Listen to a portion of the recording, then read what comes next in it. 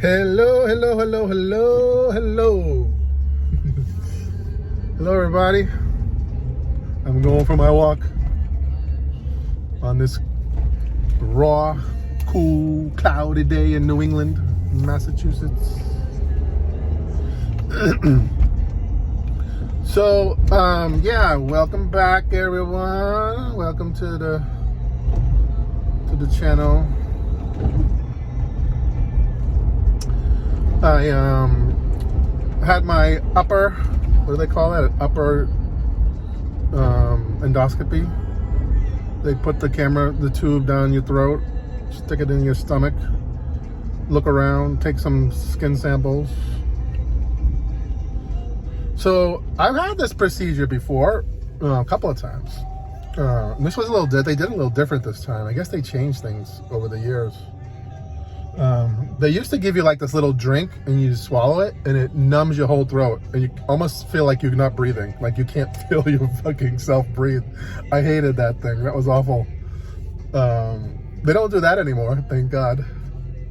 But the last time I had a upper scope, they started putting that tube, it's like, it looks like a snake with a little light camera on the end. And the last time I had that done, they actually start sticking it in your mouth and they tell you to just, swallow, kind of swallow the tube as if they're putting it down you. And as they're doing that, they're giving you the medicine to put you out. But they didn't do that either this time. They they just wheel me into the room and the girl goes, "Have a good trip, see you on the other side." And they gave me the thing. And before you know it, I'm waking up, in the recovery room. It's like, oh my God, what happened to me? It's like you wake up with a hangover. But they were very good. This was at the MGH building in, not in the city, a different part, It's a new facility, really nice, all new. Excellent care. Nurses, anesthesiologists, they're all very good. I was in and out.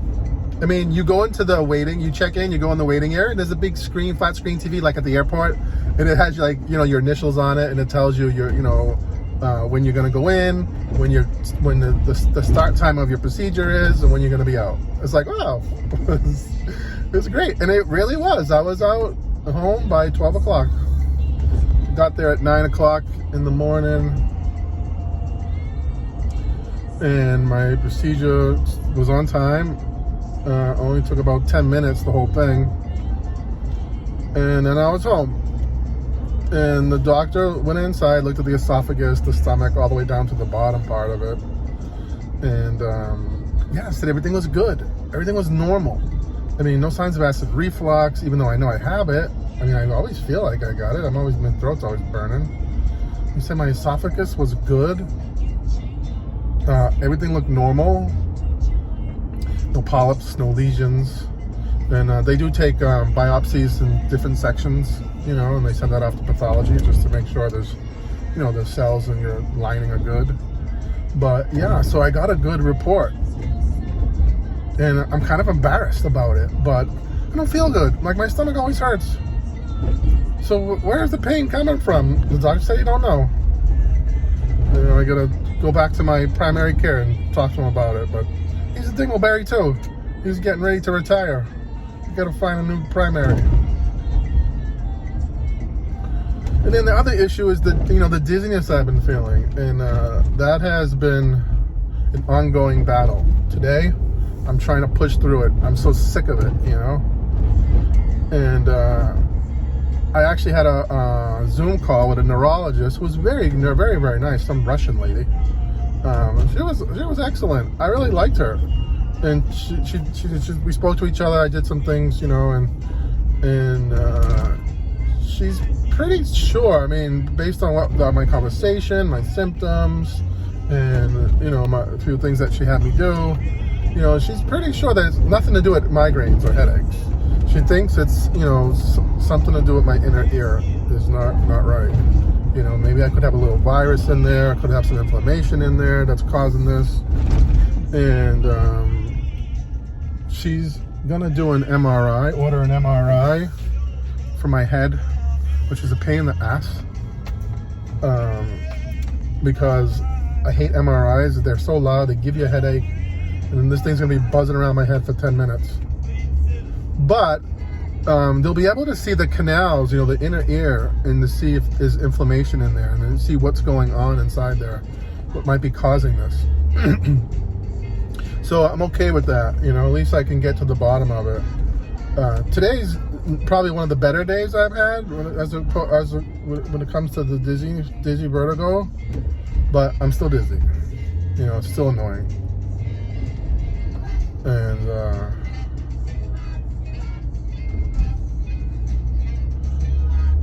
you know, it's not fun being dizzy because with dizziness comes, you know, the whole other thing of fucking symptoms, like, you know, headache, nausea, you know, you get nauseous. Have you ever been seasick on a boat? Have you ever been on a boat in rough weather? Because I have. And I used to fish almost 7 days a week back in my 20s and 30s. I had my own boat, and I did a lot of fishing. I wouldn't say like commercially, but I did have commercial licenses, and I did sell a lot of fish. But I also did fishing charters, you know, have a captain's license, I did all that. And there are times when I've been out offshore, like 30 miles, I only had a 23-foot boat, and I'd be tuna fishing, and I would get seasick myself sometimes if the motion of the boat is just right, where the waves are coming from 2 or 3 different directions. So the boat's moving one way, then another, then up, and then down, and that's it. You get seasick, and it's like your whole body shuts down. It's like your stomach, your legs, your muscles, everything. And that's how kind of this vertigo thing is, you know. It's like my whole body wants to shut down because I'm dizzy. And so it's so annoying. But I do think it's coming to a close, whatever it is. I really think that I got a little bug or some type of virus that has attacked my inner ear. How I got it, I don't know. But that's what I firmly believe, that it's some type of a virus. I don't think it's bacterial, because I think I would have a fever if it was bacterial. But I think it's virus, some type of virus that, you know, inflamed my inner ear, and it's, you know, maybe getting better, I don't know. So, yeah, or I could have some type of permanent issue with that. There's all kinds of diseases that are related to your inner ear. Hopefully I don't have one of those.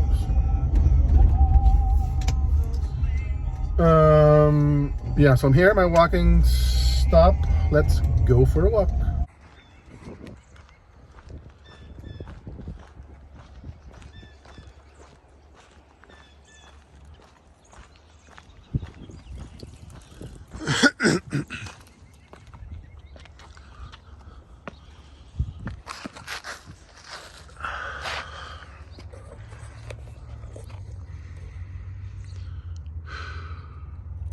So I'm here getting a little exercise, trying to, you know, get some fresh air, keep the blood pumping, and things are otherwise, you know, really good.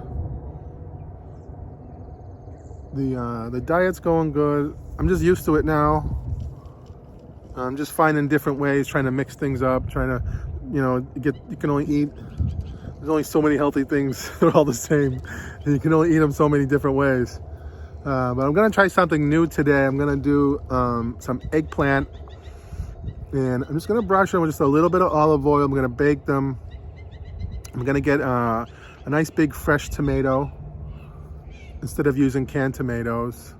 And I'm gonna get some goat cheese, and I'm gonna do like an eggplant parmesan, but with goat cheese. It's a little bit more healthier for you, and I like goat cheese. And I am gonna sprinkle just a little bit of Parmesan cheese on there, just to give it that Italian flavor. And I'm gonna see how it goes. I'm gonna bake them, layer them, and that's gonna be my lunch, maybe, and dinner tonight. Also gonna get just some chicken breast, slice it thin, and you know, just put it on like a grill pan and just grill some chicken. And I might layer the chicken in between the tomatoes and the goat cheese. See how it goes. I think that's a good diet food. It's got protein, fiber, low in sugar, low in carbohydrates, and high in protein and fiber. So it should be good. I think that'll be a good lunch and possibly dinner. Last night I had some cabbage and white beans with some chicken. A lot of carbs in that, but it's also a lot of fiber. I mean, you do need carbs sometimes, you know. Otherwise I get like crazy if I don't have a little bit of carbs. But I guess it's the kind of carbs that you have, you know. I have not had any bread, any pasta, pizza, any heavy dairy, you know, like no ricotta cheese and stuff like that. And mozzarella, they say you can have it, but I've been sticking away from it because of the high sodium. You know, I want to bring my sodium count down, my sugars, my carbs. I'm trying to bring that all down. And I have, and it's working. And I don't really worry too much about how much weight I'm losing or how fast it's coming off. I just know that over the months, the next 6 months, I'll get there, you know. Slow and steady wins the race when it comes to losing weight. If you try to lose it too fast, you're only going to put it back on. So I'm just trying to modify the lifestyle instead of, you know, modifying, I guess, everything else. What a beautiful day. Just a little chilly, little chilly. I just beat the pollen season, beat myself up at the pollen season in Myrtle Beach. Now it's all starting here again. So before Lynn came to the U.S., we had some plans. We laid out some plans, and you know how plans go. You know, 99% of the times it's like, you know, they get thrown out, but with the wind.